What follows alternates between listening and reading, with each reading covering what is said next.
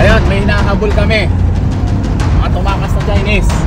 Hating gabi ng March 13, 2024, isang van ang hinahabol sa highway ng grupo ng Presidential Anti-Organized Crime Commission o PAOK sa bayan ng Bamban, Tarlac. Ayun, ban na yun. Ang mga sakay nito, sangkot di umano sa online scam activity at human trafficking. Ito na yata, sir. Ito na, dinakma na. Nang abutan at harangin ng mga otoridad ang van, dito na tumambad sa kanila ang mga dayuhang empleyado ng sinasabing online scam hub. Vietnamese, Chinese. Natagpuan din ang ilang matataas na kalibre ng baril. Ang pinaniniwalaang headquarters ng Pogo Hub na ngayon ay isa na raw online scam hub matatagpuan sa bayan ng Bamban, Tarlac. At sa investigasyon ng Senado, iginawit ang mismong alkalde ng bayan na si Mayor Alice Go sa operasyon ng hub. Hindi po kami involved in any POGO operation po, Your Honor. Ano ang kwento sa likod ng mga infrastruktura sa Bamban, Tarlac na pugad umano ng iba't ibang uri ng online scam? Paluin ka, sampalin ka, murahin ka. Lahat ng mga illegal nagtatago doon sa legal. Ito yung mga panakot nila Sa mga trabaho, mga violators, sa mga hindi makakota.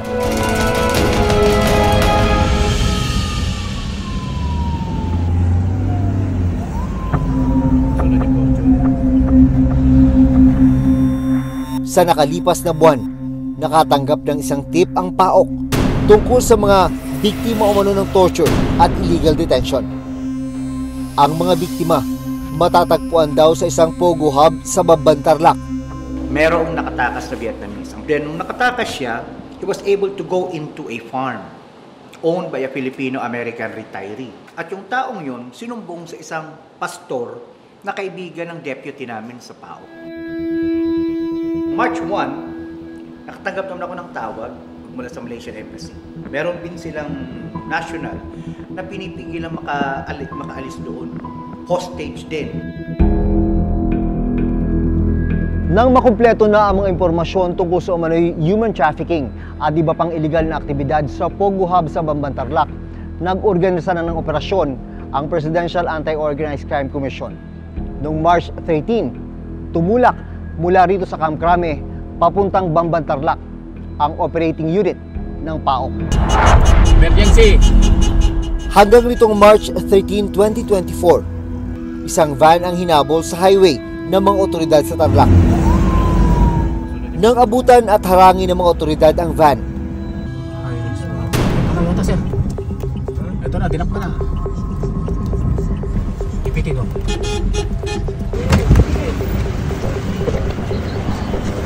Okay, you. Okay.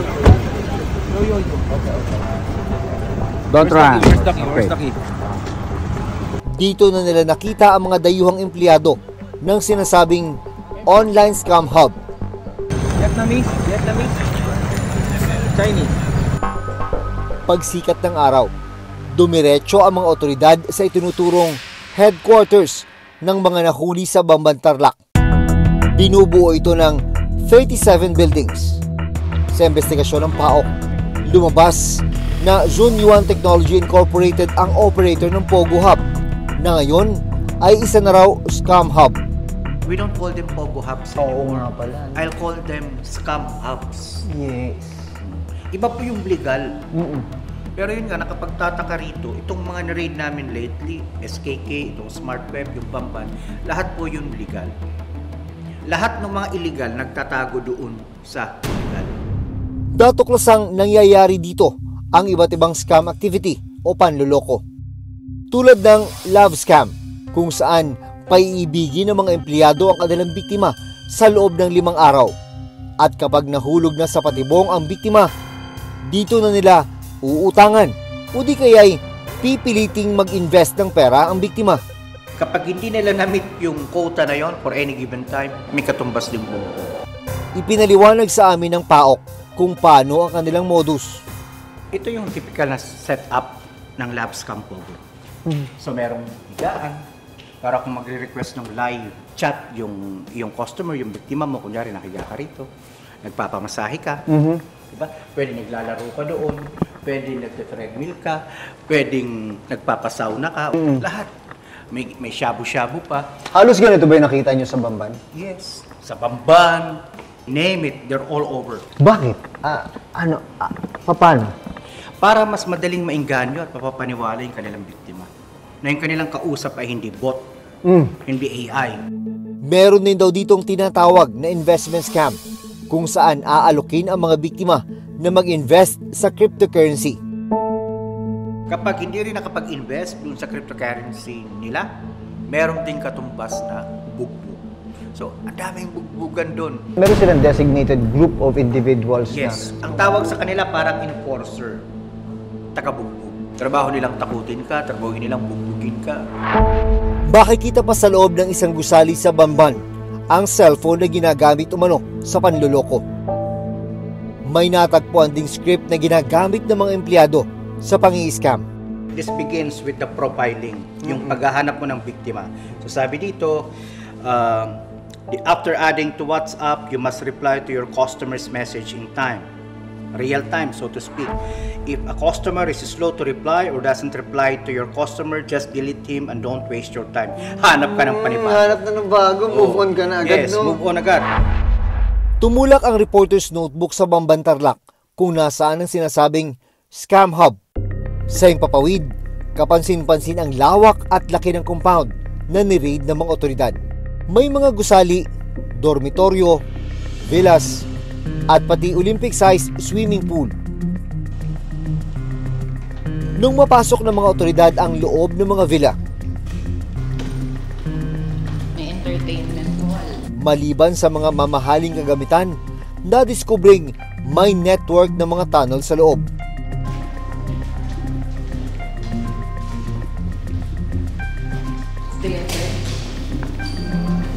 Ito yung panic room nila. Sa labas, samut-sari naman ang nakaparadang luxury cars. Nang imbestigahan ng PAOK ang mga estruktura sa Pogo Hub, kada villa pa lang, tinatayang nasa 44 million pesos na ang halaga. Nang mailunsad na ang operasyon, dito na naglabasan ang ilang questionabling detalye tungkol sa Pogo Hub, lalo na ang lokasyon na ito, na nasa likuran ng pala ng mismong munisipyo ng Banban. Nang imbestigahan ng PAOK ang property, lumalabas na may koneksyon di umano ang mismong alkalde ng Bamban na si Alice Guo. Dito na nagsimula ang investigasyon ng Senado tungkol sa sinasabing partisipasyon umano ni Guo sa illegal na scam hub na dating Pogo Hub. Yun yung bumili ka ng lupa at nagtayo ng mga gusali doon, ikaw yung may-ari ng lupa. Tama? Nakapanayam ng Reporter's Notebook ang chairperson ng Senate Committee on Women and Children na si Senator Risa Ontiveros. Apparently, after the raid, on-site, may nakuhang mga dokumento na siya pa rin ang nagbabayad ng mga utilities bills, mga sahod ng mga maintenance employees at iba pa. So, nagkaroon ng concern. Bakit ang isang mayor ay mukhang involved dito sa Pogo Hub? Siyang naglakad ng mga papeles nitong Zunyuan para makapagnegosyo doon. Sa Senado, inamin ni Guo na dating kanya ang lupang kinatitirikan ng hub sa ilalim ng kumpanyang Baofu Land Development Incorporated. Umpisa po niyan, hindi na pala naman pong Baofu. Binili ko po yung property po ng installment. Tapos nung nabili ko na po yung property, that's the only time po na in-invite ko po yung mga Chinese po, yung mga investors po na mag-invest po doon sa lupa ko. Pero mariin niyang itinanggi na sangkot siya sa illegal na operasyon nito. Hindi po kami involved in any Pogo operation po, Your Honor. Habang umuusad ang investigasyon, sumentro ang mga tanong sa pagkatao ng alkalde. Ngayon, Mayor, napag-alaman din po namin na delayed yung inyong registration of birth. Ilang taon na po kayo nung na-register yung inyong birth? Your Honor, hindi ko pa lang po siya masyado maalala po ngayon. Okay lang, check ko po. Nalamang walang hospital record of birth si Mayor Guo. Ang kanya namang Certificate of Live Birth nairehistro noong 17 years old na siya. Base sa birth certificate ni Guo, Pilipino ang kanyang ama. Pero taliwas ito sa nakasaad sa ilang mga dokumentong may kinalaman sa kanilang mga negosyo. Ang tatay ko po ay Chinese. Okay, siya ay Chinese. So, taga saan po siya sa China? Taga Fujian po. Kung siya ay Chinese, yung tatay nyo, bakit kaya ang sabi sa birth certificate mo na ang tatay mong si Angelito Guo ay Filipino? Bakit ganun? Your Honor, yung Angelito po, yan po yung Filipino name po ng tatay ko. Magkakaiba rin ang impormasyon tungkol sa ina ni Guo. Yung isang unang sagot niya sa unang hearing, yung kanyang ina at ama ay kasal. So, at lumabas doon sa isang registry of live birth sa kanya. Pero doon naman sa ibang statements niya, pati sa panayam, kasambahay daw. Based on your investigation, sino talaga ang mga magulang ni Alice Guo? Points to the same pair, Angelito Guo and Amelia Leal, na unfortunately, parehong walang birth certificate sa PSA at wala ring marriage certificate. Noong una, sinabi rin ni Guo na solong anak siya. Bagay na hindi tumugma sa mga dokumentong nakuha ng Senado mula sa Bureau of Immigration o BI at Philippine Statistics Authority o PSA. Your Honor, nakaraan po na Senate hearing. Kaya po, lahat na lang po naging sagot ko po is I don't know, hindi ko po alam. Dahil ayaw ko po madamay pa po ang ibang tao. Kaya lahat po na natanong niyo po sa akin, puro naging I don't know po ang sagot ko po. Dahil ayaw ko po madamay po sila at pribadong tao po yung mga ibang tao po na babanggit, ayaw ko po sila madamay po dito. Nadiskubre namin yung mga birth certificates ng at least 2 pang kapatid, parehong-parehong middle name at surname, kasosyo niya sa mga nauna niyang mga negosyo, travel buddy niya, yung babae, yung sister niya. Nang usisain sa pagdinig kung saan siya lumaki. Lumaki po ako sa farm, Your Honor. Tinago po ako ng tatay ko po. Lumaki po ako na ako lang po. Hindi lang siya nagbibigay ng kumpiyansa dahil ang labo talaga sumagot. Wala siyang maikwentong isang childhood memory. Sino man namang tao yung ganun, di ba? But you know that she's lying, no? Parang yeah, sabi ko nga nung unang hearing, she lied. Sa kabila ng sinabi niya na sa farm siya na natili ng ilang taon. Noong eleksyon 2022, biglang lumutang ang pangalan ni Alice Guo at tumakbong mayor ng Bamban bilang isang independent candidate. Maraming salamat po sa suporta ninyo sa buong team po ni Alice Guo. Base sa kanyang Statement of Contributions and Expenditures o SOSE, gumastos siya ng mahigit 130,000 pesos sa kampanya. para sa isang LGU position, that's very difficult. Lalo na kalaban pa niya was a barangay chairperson. Paano niya nagawa yun na nanalo siya sa Bamban? I guess, in-endear niya ang sarili niya sa mga tao by whatever means. Hanggang recently, napaka-active niya sa social media. Siyempre, malaking tulong kung may mga nag-endorso sa kanya. Nakapagtataka talaga. Kinuha namin ang opinyon ng isang political analyst tungkol sa nangyaring pagdinig kay Mayor Alice Guo. Kasi ang pinag-uusapan dito, yung integridad ng ating eleksyon eh. Yung mga kandidato natin, ano, yung mga pipiliin, no, pagpipilian ng mga botante natin, no, ay nararapat lamang na unang-una sumasang-ayon doon sa batas. Straight na po natin ang buong team ko po! Kung questionable ang kanyang pagkakakilanlan o nationality, paano nga ba siya pinayagang makatakbo? Talaga bang na-vet yung background niya, no? Kasi trabaho dapat yan ng COMELEC. Lalo kung pinag-uusapan natin ay yung mga basic na bagay katulad ng siya ba ay citizen. Maraming salamat. Ang duty po kasi ng komisyon ay ministerial na kung saan tatanggapin namin ang certificates of candidacy basta kumpleto yung lahat ng items doon sa form ng COC at ito po ay under oath. Ibig sabihin po, wala po kaming power to request additional documents because hindi po kami pwedeng mag-reject o mag-reject ng filing of the certificates of candidacy. Sa ilang beses na pagtatanong kay Guo sa pagdinig ng Senado, ilang ulit din niyang sinabi na isa siyang Pilipino. Ako po ay isang Filipino. Ano yung implication kung mapatunayan na hindi siya Filipino citizen?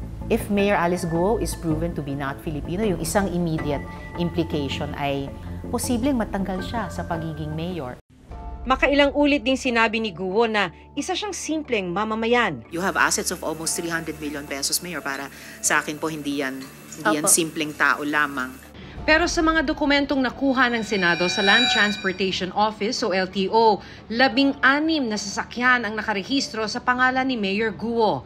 Ilan sa mga ito, mga luxury cars na ang presyo hindi bababa sa mahigit 4 na milyong piso.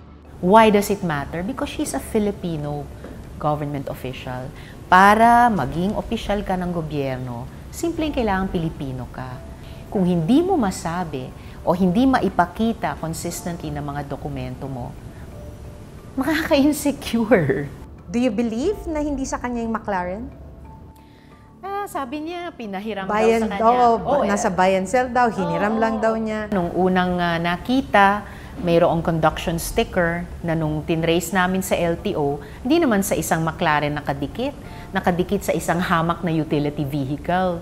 And 2 days later, nakitang muli yung McLaren, wala na yung conduction sticker. Wala pong dokumento po na magpapatunay po na ako po yung may-ari po, Your Honor. Kasi mayroon pong car show po sa Tarlac that time. Opo, wala pong dokumento po, hiniram ko lang po siya. Sa Statement of Assets, Liabilities and Net Worth o SALN ni Mayor Guo na inilabas ng Senado, nakadeklara na nagmamay-ari siya ng 3 dump truck na nagkakahalaga ng 2 million pesos kada isa, isang motor vehicle worth 11 million pesos at isang helicopter na nagkakahalaga naman ng 60 million pesos. Pero sabi ni Guo, ngayong 2024, ibinenta na niya ang chopper sa isang British company. Gusto ko naman po talagang negosyo po doon sa chopper ay gagawin po siya parang air taxi. However po, hindi po nag-push through, binenta ko na lang po. Ang cash in bank naman niya ay 200 million pesos. Nagdeklara naman siya ng liabilities na 250 million pesos. Maliban sa mga sasakyan, ilang negosyo rin ni Guo ang sinilip sa investigasyon. Sa mga dokumento mula sa Securities and Exchange Commission o SEC na inilabas sa pagdinig, nalaman na bago pa man pasukin ni Guo ang politika, incorporator at major shareholder na siya ng nasa 11 kumpanya mula taong 2010. Isa rito ang negosyong QJJ Embroidery Center na Valenzuela City ang nakasaad na address. Nung pina-check ko ito sa aming business permit section, walang ganyan na company in Valenzuela, now and in the past. Ngayon po wala na po. Before po, hindi ko rin po alam kasi bata pa lang po ako nun. Okay. Opo, okay. Pasensya na po. And then, nung pina-check ko itong 58 T. Santiago, itong address is exactly the same address kung saan isa sa mga kaibigan namin nakatira doon. Maliban sa embroidery business, meron ding meat shop, slaughterhouse, smelting plant at farm na nakarehistro kay Guo. Kahit pagsamasamahin mo yung mga income ng mga iyan, kahit pagsamasamahin mo, hindi kakayanin ang isang pogo. Mamuhunan doon. Liban doon sa equity niya daw na yung lupa. Incorporator din si Mayor Guo sa Baofu Land Development Incorporated. Pero lumabas sa pagdinig na 2 sa mga kasamang incorporator ni Guo ang sangkot sa tinawag na largest money laundering case sa Singapore. Nag-research po ako through Google din po at nakita ko nga po na yung 2 po ay sangkot nga po doon sa money laundering po sa Singapore. At kahapon ko lang po nalaman, gawa po nung nakita ko po sa Facebook post po ninyo, Madam Chairman. Do you believe her? Almost completely unbelievable. Sino ba naman ang magpapasok ng mga pira-pirasong lupa na overtime daw ay nabili niya sa mga original owners, nag-constitute ng halos 8 hektarya, ipapasok yun bilang equity sa isang negosyo.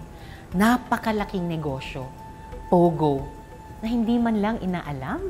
Sino ba itong mga magiging kasosyo ko dito sa mahalagang lupa ko at malaking perang negosyo? Susunod, ilang residente rin ng Bamban Tarlac ang nakausap namin. Pagkaon na ng eleksyon, saka lang biglang nagpakilala yan, lumusot.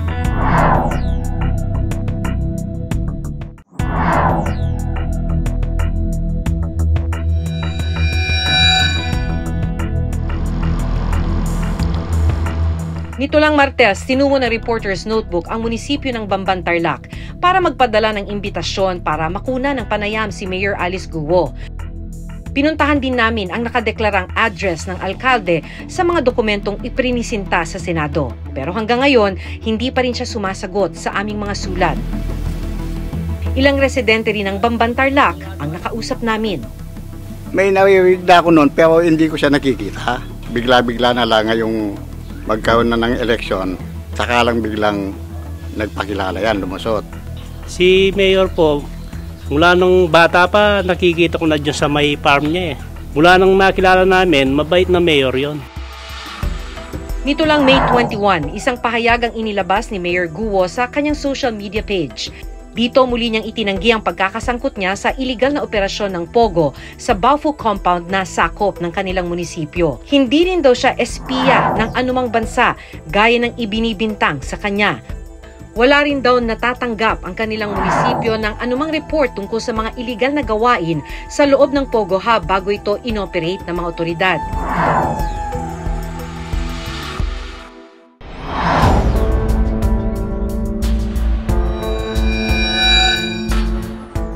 Hindi man malinaw sa ngayon ang totoong katauhan ni Mayor Alice Guo at umano'y kaugnayan niya sa iligal na kalakaran sa loob ng scam hub. Isa ang malinaw ngayon. Sa investigasyon ng mga otoridad, nagsagawa umano ng iba't ibang uri na iligal na gawain tulad ng human trafficking, illegal detention at scamming operations sa lupang nakapangalan sa kanya at sa lugar kung saan siya namamahala. Senate investigation. Ako si Maki Pulido. Ako si Jun Veneracion at ito ang Reporter's Notebook.